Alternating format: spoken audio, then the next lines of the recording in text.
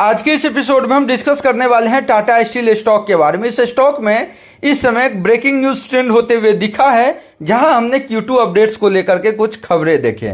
Domestic business, domestic production company ने काफी बेहतर करे हैं और अराउंड 2% तक का अप रहा है। लेकिन वहीं यूरोपीय बिजनेस की बात करें तो वो प्रोडक्शन में देखेंगे तो नियर अराउंड मोर देन 6% का down trend year on year basis पे दिखा है। और ओवरऑल ना केवल मेटल सेक्टर, बाकी सभी सेक्टर में हमने देखा कि कन्फ्लिक्ट जो रशिया और यूक्रेन के बीच में रहा है, उससे ओवरऑल यूरोप से रिलेटेड जितने भी बिजनेस हैं, इवन हमने रेन इंडस्ट्री में भी देखा था मोर देन 15% तक की करेक्शन दिखी थी, चूंकि वहां एक जो ऑपरेशनिंग प्लांट था वो बंद होने के कारण। तो चूंकि टाटा स्टील का भी एक्सपोजर है तो ये ऑलरेडी पहले से ही एक्सपेक्टेड था।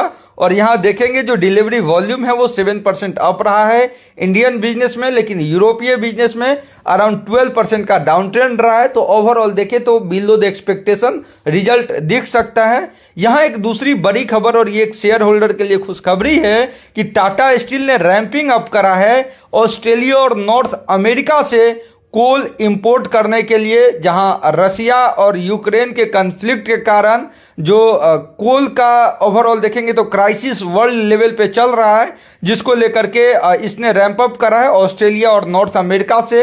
ये एक बेहद खुशखबरी है इसके शेयर होल्डर के लिए। सभी बड़े बड़े न्यूज हमने देखा इस स्टॉक में। ऑलरेडी 19% डाइवेस्टमेंट की न्यूज हो, या नीलांचल इस्पात निगम की, या मेगा मर्जर की, सभी न्यूज शेयर होल्डर के प्रोस्पेक्टिव से काफी बेहतर थे।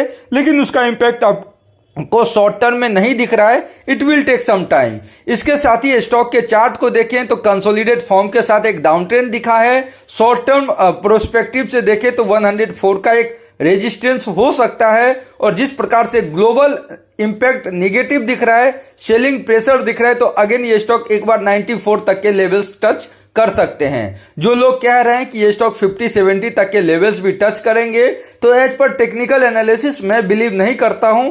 मैक्सिमम डाउन ट्रेंड 84-82 तक का दिख सकता है और फ्रेश अप ट्रेंड 108 के ऊपर क्लोजिंग पर ही दिखेगा। तब तक के लिए रिमेन स्टॉक कंसोलिडेट इन डाउन ट्रेंड में दिख सकता है। शॉर्ट टर्म ट्रेडर 104 के ऊपर 106 के एसएल को लगा करके 96 तक के लेवल के लिए शॉर्ट कर सकते हैं और 108 के ऊपर ही इस स्टॉक में लॉन्ग करेंगे।